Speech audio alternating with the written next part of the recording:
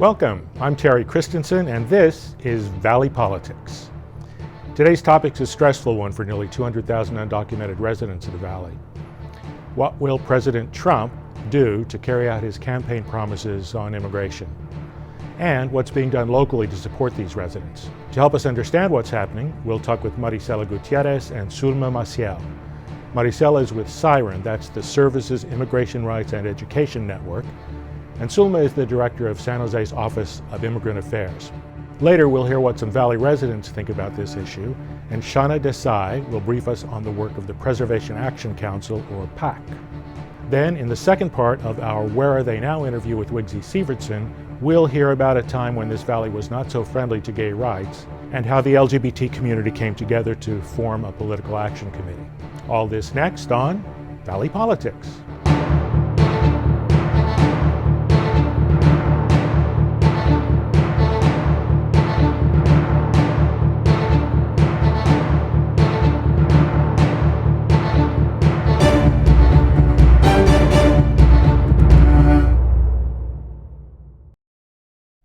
Welcome everyone, and welcome Maricela Gutierrez and Zulma Maciel.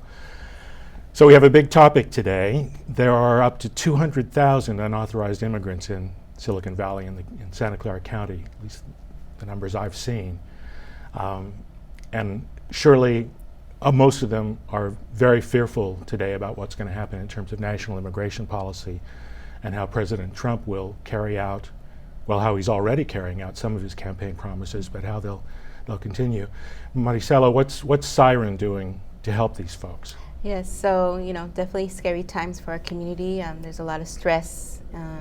Our communities feel like they have a target on their back ever since he launched his campaign for presidency, and he's following through on the commitments that he made. And so we've been organizing the community around education forums, so doing a lot of Know Your Rights trainings, also meeting with individual families to do family emergency plans, and then legal consultations. So what's a family emergency plan? What's so that it's mean? basically an undocumented family has all their paperwork in place to assure if ever there's ICE comes through their work or their home, they have the documentation in place so that their children are taken care of. And that may be a power of attorney for a family member that takes care of those children and can bring them to school and sign off on basic information. And you're doing legal healthcare advising too. Yes, and then we follow that by an individual legal consultation. We always want to make sure that folks may have an opportunity to apply for some type of relief.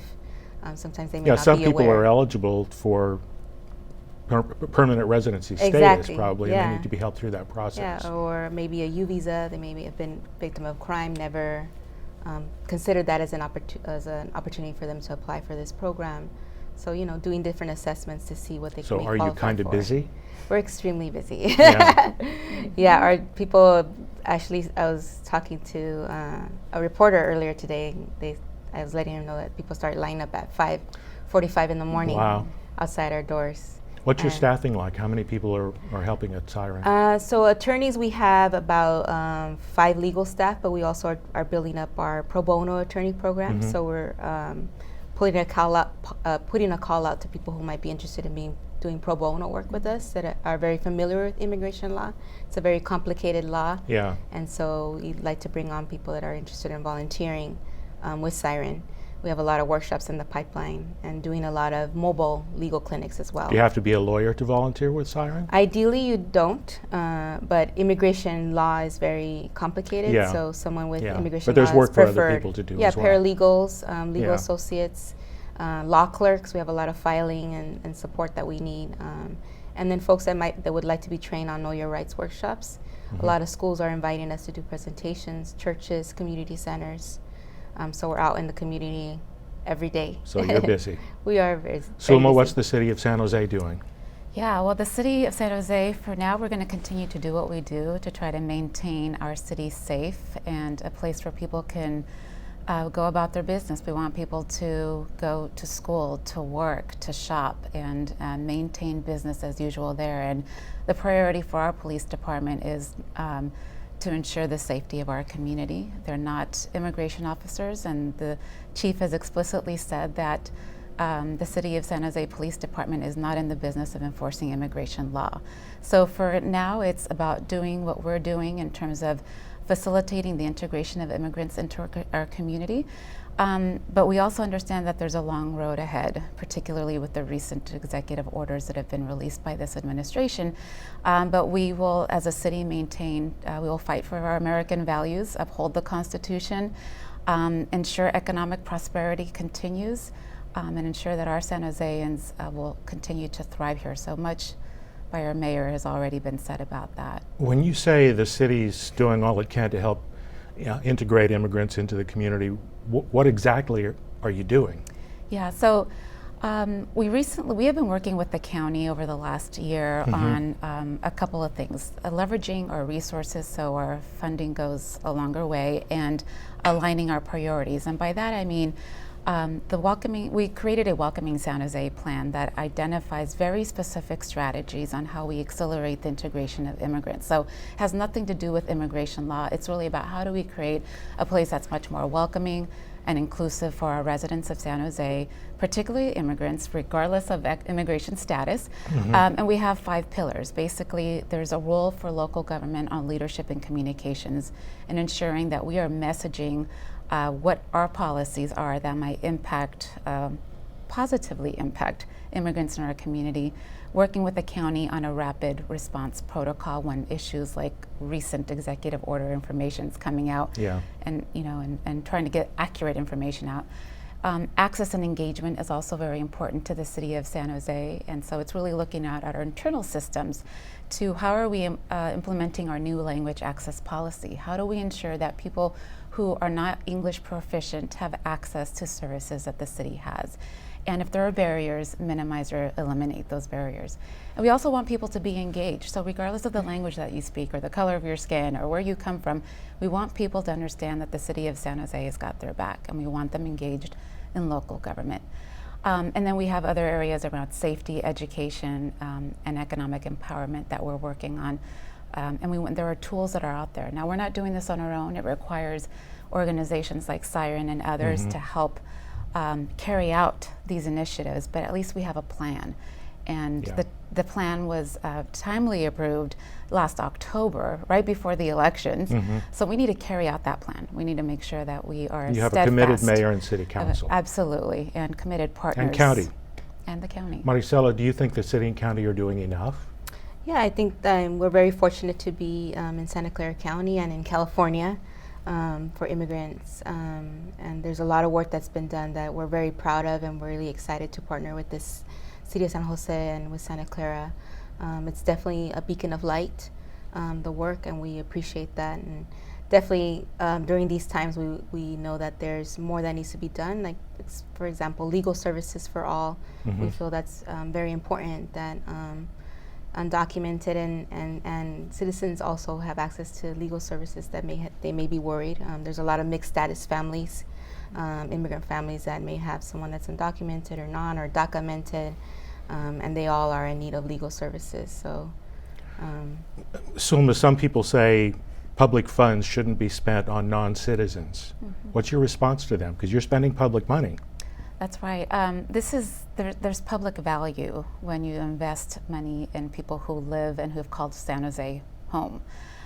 So for example, the contributions of local immigrants to our economy have proven to be, over $70 billion in tax contributions and consumption. That's sales tax, property sales tax, consumption, Yeah. and right. So the economic contribution of our local immigrants far exceeds, I think critics forget the about that. drop in the bucket that we're spending Yeah. currently through the Office of Immigrant Affairs. And it's really about keeping the machine going in Silicon Valley. We need all the workers from every level of the industries to continue to do what they do, from manual laborers to high-tech workers. We need everyone to continue to work on that machine, and we rely on everyone. So small investment up front to ensure that people can maximize their potential while they're living here in San Jose and the Bay Area has greater benefits, economic benefits and social benefits in the long run. So we need to look at this as the public value that immigrants provide for our economy, regardless of status, right? And think about really the long term. If we eliminate that, that would be, so really an action on the city's part would be completely detrimental to the economic stability of the valley. We have to remember that. And there's a new report that will be coming out in February by the New American Economy that will illustrate the numerous contributions in 435 congressional districts across the U.S., but very specific data on San Jose. And we are going to be very excited to release that report. Good. So sanctuary cities have been in the news a lot lately, and I think they're going to continue to be in the news for some time. San Jose and Santa Clara County are not technically sanctuary cities or county, or a city or a county, but the police chief, the mayor, the sheriff, the county board have said that local law enforcement will not enforce immigration law. But President Trump has said federal funds could be withheld from communities, whether they're called sanctuary cities or not, that aren't enforcing. Isn't that a little intimidating for the city of San Jose? We could lose federal funds. Well, it's unclear. The executive order does a number of things, but it's not very clear on what types of funds would be removed. It also neglects to define what a sanctuary city is, and that would be left up to the Secretary of Homeland Security. So there are a lot of unanswered questions, but I will say this, that the Constitution is on our side. The 10th Amendment provides protections for states and local government where they don't have to comply with certain federal requirements. And so that's, I'm not a legal expert, but certainly there are city attorneys all over the U.S. who are already looking at this issue and understand that the 10th Amendment might be the thing that really protects. So your understanding too, Maricela? Yes, that is correct. So there is legal protection around that, and I it guess wouldn't be so simple. I guess that will be tested. Yes. And California and the city and county seem prepared to go to court to test that. Certainly the mayor is outspoken on this. And actually the city doesn't get that much federal money anyway. It's, I don't know, 0.003 or 0.0001% of the city's total budget, but the county gets a lot. Something like 20% of the county budget. So that is significant. But most of that doesn't go to law enforcement. So there's where you are. If money's withheld, what's it going to be withheld for? If it's unrelated matters, then that would be a really difficult case to I want to get your reaction to the president's possible action on the deferred action for childhood arrivals, the DACA kids. Many of my students are on DACA. 750,000 nationally have registered and been given residential status up to a point, and now that could be taken away. So these kids they're not kids, they're young adults, are terrified. What are you telling people, Maricela? Yes, so I know that many young people are very afraid of what may happen. As of now, DACA's in place. It hasn't been, there's threats that have been made to it, but nothing has been removed. So we're continuing with assuring young people to renew their DACA. We're not asking anybody to apply for a new DACA application, but if they're already in the system, we are encouraging them to renew their DACA application, because there's a lot of benefits to that, driving, employment. Some of them are in college, universities, and DACA is a strong benefit for their livelihood. So as of now, we're just giving them consultations and asking them to renew and to pursue the current pattern that they're on.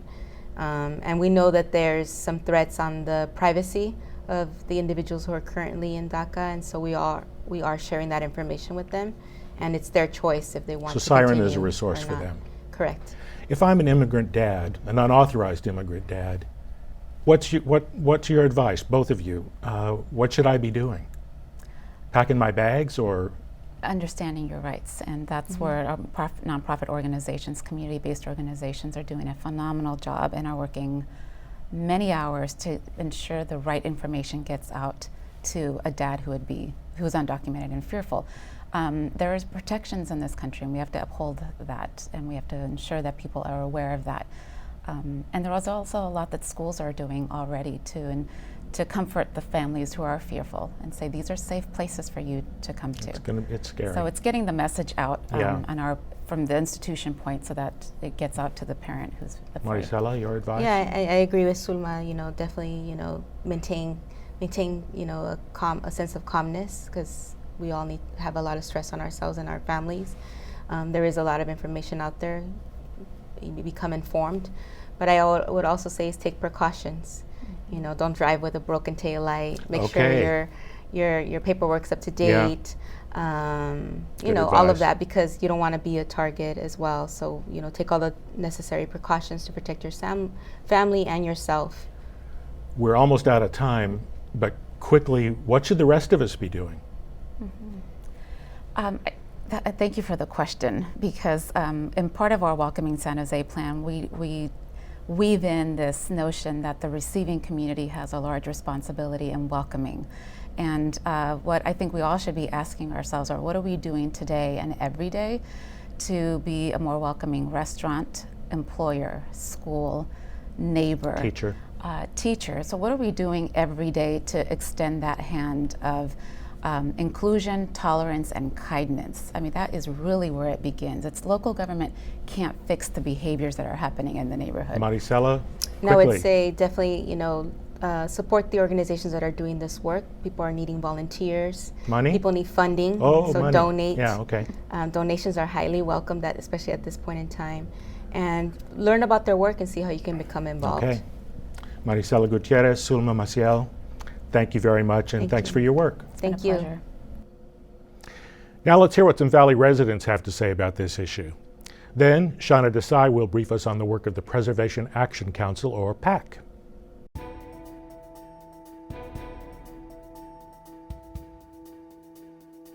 I think that each locality should apply the laws according to what's best for their area, govern locally. Immigration is a federal responsibility, and I totally against sanctuary cities because it's the law. And if they want to change the law, that's great, but I think local governments very definitely should be offering sanctuary to immigrants, and I am quite concerned about the new administration coming in on that, as well as many other issues. It depends on what the policy would be. I guess some policies would need to be enforced on a local level, right? Because federal government needs the help of the local governments. But I guess you may be asking this question because there may be a clash between how they see, if the policy is a good one or not. And in that case, maybe the state should take some things into their own hands. Unfortunately, I don't believe that they should enforce anything that the Fed says, because they can't be trusted. And that's it. Sorry, I'm very harsh on that, but I've seen too many bad things come out of Washington. The country is mostly built on immigrants, so people are here to work and build themselves a life. I think I'm all for it. I know there's some people, the criminal element, but you can't just blanket a whole community or a whole group of immigrants, no matter where they come from. You got to give them a chance, and I think that's what makes our country stronger. But other than that, I think they should protect the people like that and just weed out the bad ones and get rid of them, Otherwise, what would America be without immigrants, right?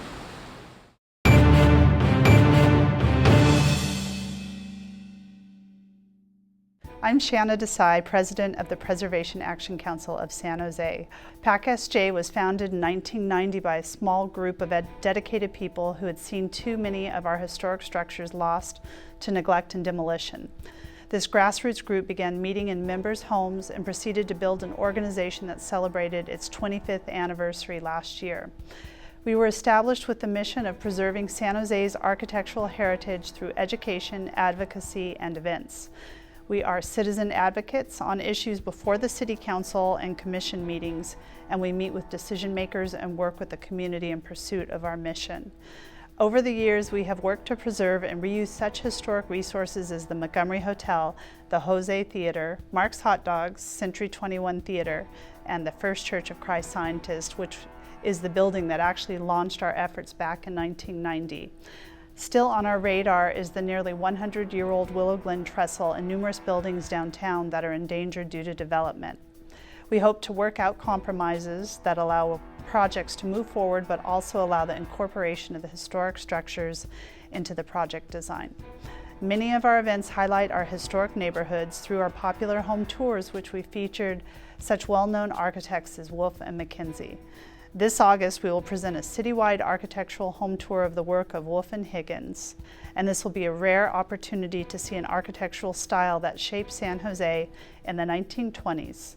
We hope you will join us for this special event and watch for more details on our website, wolfandhigginstour.com, and our Facebook page. We are a membership-based organization, so we welcome you to become a member and help us continue our work to save San Jose's historic architecture. We believe preservation is good for business, the environment, and the overall quality of life in our community. Please join us in protecting our historic resources. Thank you. And now here's the second part of our interview with LGBT leader Wiggsy Sivertsen.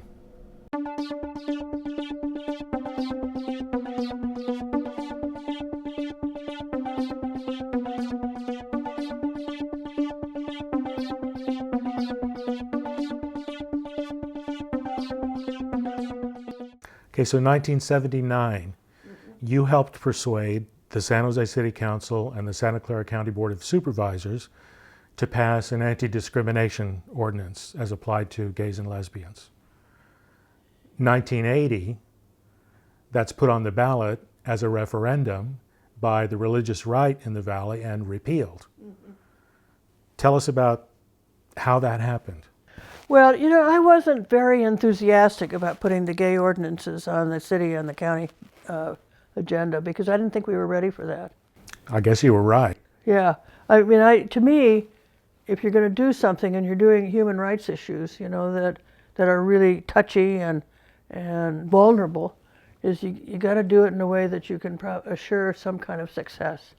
Because I think what happened with the ordinance is it brought all those people out against us. Now, I don't think that was a bad thing because we got to see our enemies, you know, in action. Yeah.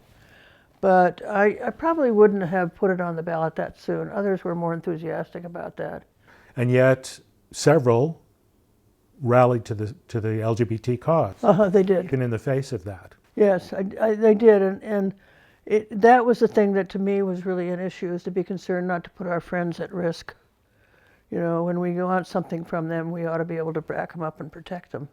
Well, is that kind of where BAMEC come from? BAMEC is the Bay Area Municipal Elections Committee, formed in 1984 by you and now County Supervisor Ken Yeager as a political organization. Yeah, when Ken and I got together and had lunch at Ulipia. Restaurant downtown San Jose, yeah. And had a long talk that we needed something in the community that wasn't, you know, really intense street politics, but that was more thoughtful and slow in terms of how we go about doing this, more personal, one-on-one kind of stuff. So we talked for a long time and we decided to do BAMEC, you know, and the thing that we made commitments about BAMEC is that we were going to be really conscious of our friends and patient with our friends. You know, if they weren't ready to jump on our side, particularly if they were running for political office, that was okay. That was the first thing we wanted. The second thing we wanted was we didn't want to just be focusing on gay rights. We wanted to include other people who were struggling with discrimination and exclusion and outness kind of stuff. And so we had a long talk about the idea of being really inclusive of other people who were struggling, women, blacks, browns, you know. And the third thing is that we wanted to educate our own community. You know, we wanted to get them involved and get them recognizing that they have power, they have influence, and to use it. And finally, that make a world safe for others to come out of the closet. So this is 1984. 1986, there are two more, 1986 and 88, there are two more anti-gay ballot measures, the LaRouche Initiative, both on the ballot, 86 and 88, 69 and 102 were the propositions. Both were defeated. Mm-hmm. Mm-hmm. How did that happen? How did we succeed at defeating those measures statewide? Well, I think that, certainly a lot of it had to do with Ken's organizational skills, getting people organized and stuff, and being out there and speaking on behalf of it, and showing them the utter stupidity of these initiatives, the people. And I think that people recognize that Lyndon LaRouche, has got a whole bucket loose of screws. These were pretty extreme because they were going to quarantine people who were HIV positive, right? Right, they were going to put us all on an island someplace. With a register like Donald Trump's talking about today for exactly. Muslims. Exactly. And so I think that people really found the idea of doing that kind of thing not fair. I mean, it wasn't what people wanted. And I guess the other thing related to this, you mentioned you didn't like shouting at people. And I've been impressed by your ability to persuade leaders like Senator Al Alquist, then Congressman Norm Mineta, to pull them over to your side. How did you do that with those guys? It didn't come naturally to them. No, it didn't. Norm, Ken and I visited Norm maybe 3 times, trying to pull him over. I mean, he got kicked by the A and B election too. He got it that that's a dangerous place to be. And he didn't understand that his lot in life was very similar to ours. Because Norm was Japanese American who was interned as a child during World War II. Right. Yeah. And once he, began to make that connection, then Chris Sobel, his, policy wonk in Washington, D.C., we kind of solicited his help too. And he and Norm were fairly close, very close actually. And so between the 3 of us, Ken, myself, and Chris, we were able to keep talking to Norm and have him see it. Finally, he got it. And all of a sudden, it's like, Chris said it was like a light that went off for him. And he really recognized that what would happen to him and his family, was the same as what was happening to us and our families. So here we are today. LGBT people can get married. There's much more acceptance of gay and lesbian and bisexual and transgender people. Is your work done? Oh, hell no. No, I mean, I think that there's, prejudice is one of those, it's like mud. If you don't watch it, it'll just seep in and dirty your carpets. So we have to be watchful. There are more and more kids growing. The whole issue of transgender, stuff is coming up. Look what happened in North Carolina. That kind of stupidity, is really dangerous. There are people that still think that we should probably go to jail, and they're in leadership roles. I see that North Carolina lost their desire, they wanted to have a legislation that would kill the bathroom thing, and the stupidity of that is, what are you going to stand at the door and say, let me see your penis every time somebody comes into the bathroom? I mean, that's ridiculous. And to do that to kids, to put them in those harmful places is just, to me, reprehensible. It is, when you hurt kids, you do the most ugly thing you can to human beings. And I think the religious right will find a voice in the next 4 years, which is lost for this last 8 years.